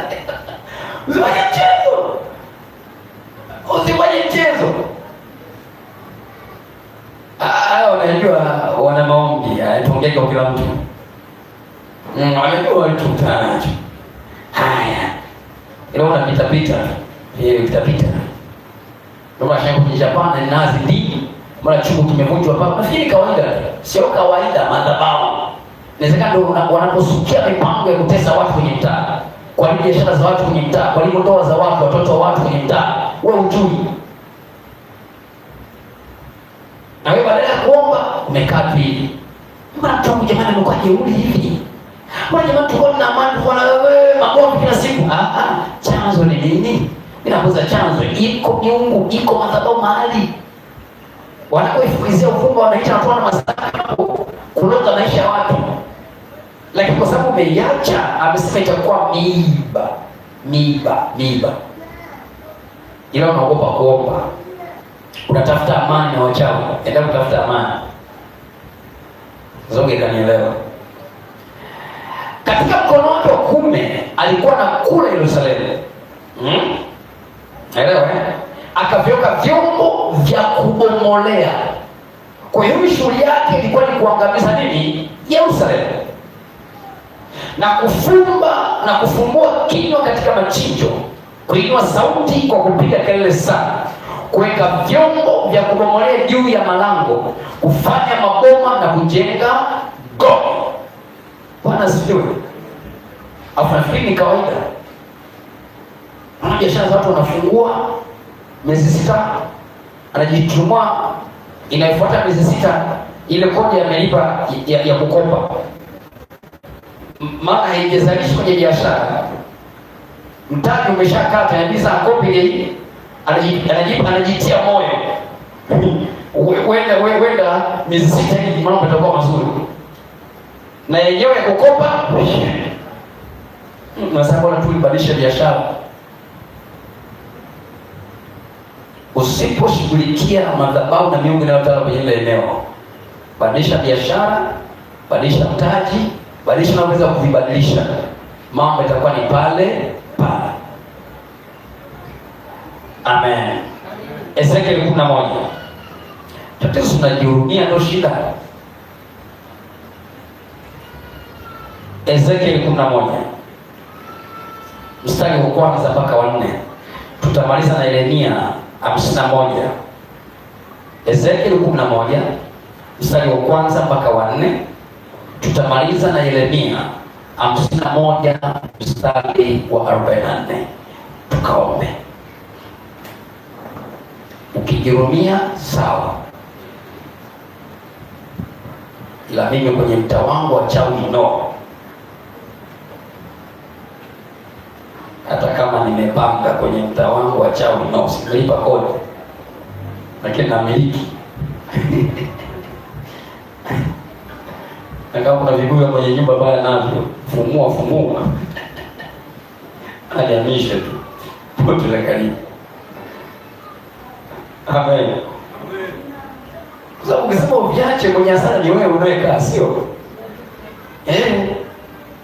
Watoto kulialia usiku ni wewe. Taabu za uchumi itakuwa ni wewe. Fumua tu. Nyumba yako tunatembea nayo bwana, kikufukuza hapa bila kupewa mbele pengine. Ufike na kuona kufumua vile vile. Pote la karibu hapo ya kwako. Ukitakwamia kwako na kufumua. Ukigombana na nyumba wa kuhamisha kwako. Ezekiel 11. Tena roho ikaniinua ikanileta hata lango la upande wa mashariki wa nyumba ya Bwana lililoelekea upande wa mashariki. Na tazama, mahali pa kuingilia lango walikuwako watu 25 kwenye mji, kwenye mtaa. Anaangalia mahali pa kuingilia watu pale, kuna watu 25. Usiku kachukuliwa katika ulimwengu wa roho. Mama mmoja ananifuatia sasa, yuko Holland. Alichukuliwa kwenye ulimwengu wa anaota, akapelekwa I don't know ni kwao. Akakuta watu wengi wanafanya kwa wengine wanafahamu, wanamjadili yeye. Wanasema huyu tusipomuua huyu, yule kijana wake tusipompata. Huyu yule anataka kijana wake tusimpata. Wanamjadili. Sio ndio tunasema? Alafu mijadala inaendelea pale kumjadili yeye, nilicho kumfanya yeye akashtuka. Anaangalia saa 10. Akanipigia simu ananiambia na tunaongea naye. Sasa Mungu ashakufunulia kabisa. Unafanyaje? Chanzo ni kule kuoneza matatizo unayopitia, magonjwa unayopitia. Mungu ameshakupeleka wanapoyasukia. Wanapokujadilia kwamba tukimaliza huyu ndio tutapata mtoto wake. Huyu anaombea mtoto wake. Tunashinda na kale kabinti kake kale. Huyu anatufilia. Kwa vita itakuwa ni kwako, ukikupata wewe umeshapata. Ndio vile sema nitampiga mchungaji na kondoo utafanyaje? Kwa ile kupata wewe kondoo atajini na mchungaji. Sasa tunajua ni vitagano ile mchungaji. Kwa hapo umeshaelezwa chanzo kinachosababisha unayopitia. Kwa sababu yule Mungu mbona yeye anapona kila siku imetoka hili limeingia, imetoka hili limeingia. Kumbe kuna mahali Mungu akampeleka katika roho kaenda kumuonyesha. Unaombaje hapo?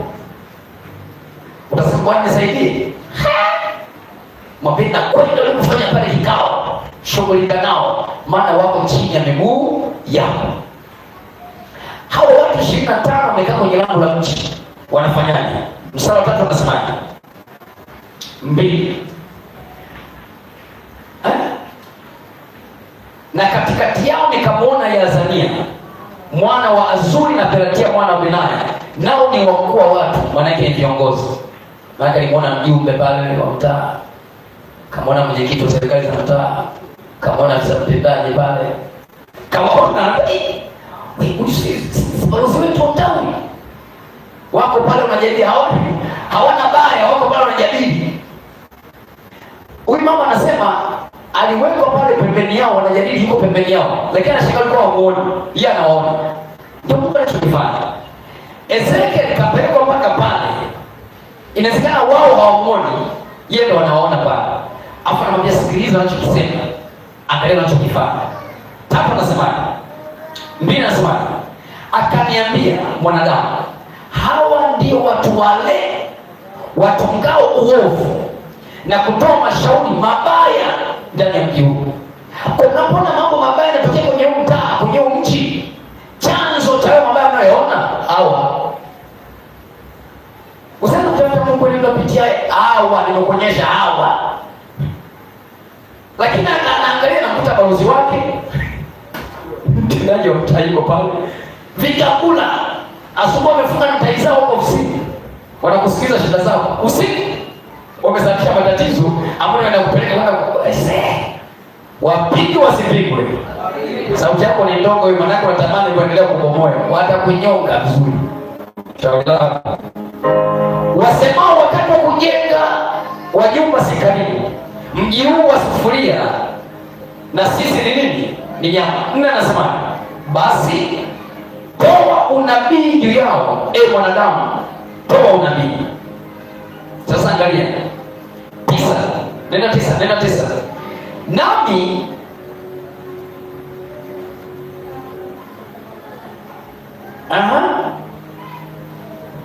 sitaki 9 hapa.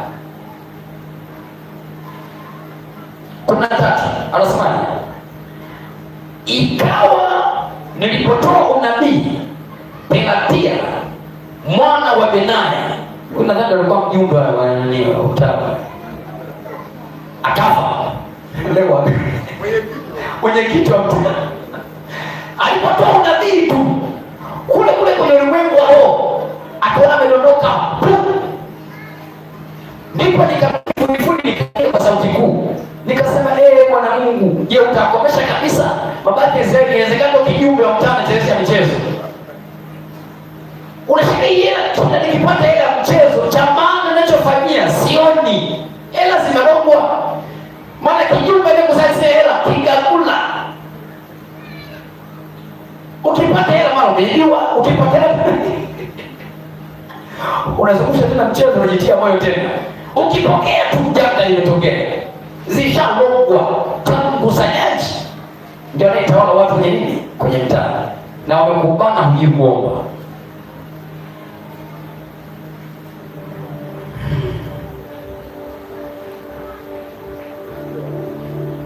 Sinaga huruma na watu kama hao. Sinaga kabisa.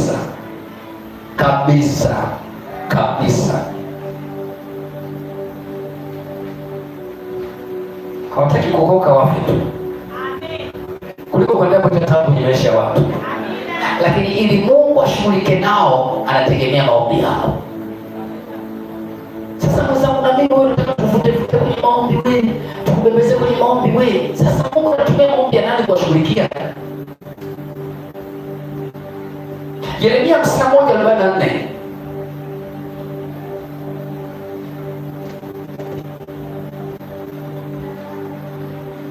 Tutakomota leo kwa jina la Yesu. Nasema kila chanzo kinachosababisha matatizo yanayopitia kwenye mtaa wako kitakomotwa. Kila mtu na mtaa wake, shughulika na mtaa wako. Unamwambia Bwana, ninakwenda kwa kwenye ule mtaa, mahali unakofanyia vikao vyao, iwe ni njia panda, kwenye mibuyu, kwenye viwanja, kwa damu ya Yesu Kristo. Kwa nje unaona ni kawaida, lakini kwa jinsi ya kiroho ndio wanaposikia matatizo yao.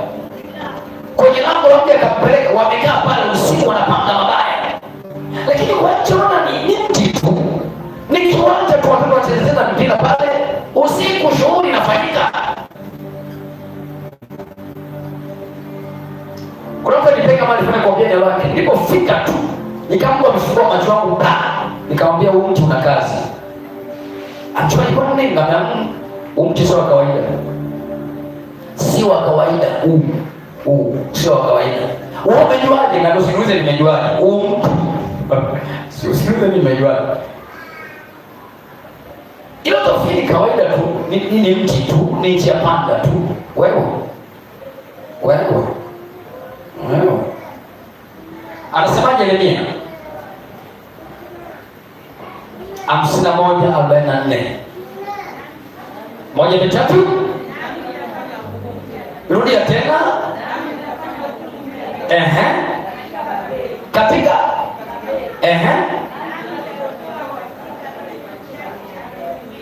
nitavitoa katika kinywa chake alivyo. Hebu angalia, wanasema hivi, nami nitafanya hukumu. Iwe nani? juu ya Beli katika Babeli. Beli ndiye mungu alikuwa anatawala mji wa Babeli. Mji unaitwa Babeli, lakini mungu anatawala mji wa Babeli na watu wake na uchumi wao na maisha yao alikuwa anaitwa Beli. Mungu anasema okay, mtafanya hukumu juu ya mungu wa Babeli ambaye anaitwa Beli. Sijajua mungu wa sabasawa anaitwa nani? Anaitwa Saba. Anaitwa Saba. Amen. Anasema nami nitavitoa katika kinywa chake kameza nini? Kameza uchumi, maisha ya watu, hatima za watu kwenye nchi. Watu maisha yasogei, vitu haviendi. Kumbe ni Mungu na utawala pale. Ndio maana kuna wazee wa mtaa huyo wanasema naye lazima waone wasio nini? Tukupe utaratibu wa kuishi hapa. Nimeokoka. Sawa, umeokoka. Lakini mji hautawaliwi na Yesu. Wapo na utawala nchi. Ili Yesu utawale nchi, lazima ufanye shughuli. Usipompa Yesu umiliki wa huo mji, utamilikiwa na wale umiliki nchi kabla ile kwenye nchi. Sio kama nilivyosema. Kwa sababu unapoingia tayari unakuta kuna utawala huko pale. Ili uondoe utawala, usifike utawala wa Kristo, lazima ufanye kazi. Naongea na mtu. Lazima ufanye kazi. Usiposhughulikia hiyo, lazima ukubali kuendana na taratibu na kanuni zao uliowakuta kwenye ule mtaa. Lazima uenende unavyotaka. Hutaki kuenenda na formality zao, shughulika na taratibu zao, na miungu yao, na madhabahu zao, na maagano yao. Afusindika agano jipya la Yesu pale kwenye ule mtaa. Anamaliza kusemaje? Wala mataifa hawatamwendea tena huyo Beli, na ukuta wa Babeli utaanguka. Miungu ya mji wako unaokaa, mtaa unaokaa, wataanguka kwa jina la Yesu. Si mimi, ni Bwana anasema atakwenda kuwapindua. Kwa maombi yako atawapindua. Nasema tena, kwa maombi yako atawapindua. Nasema kwa maombi yako atawapindua. Wanaosababisha matatizo kwenye mtaa wako, wanasababisha matatizo kwenye eneo lako. Lakini la kwanza, chanzo cha matatizo ni nini? Daudi akasema, Mungu, mimi ndio nimekosa. Naomba usimame.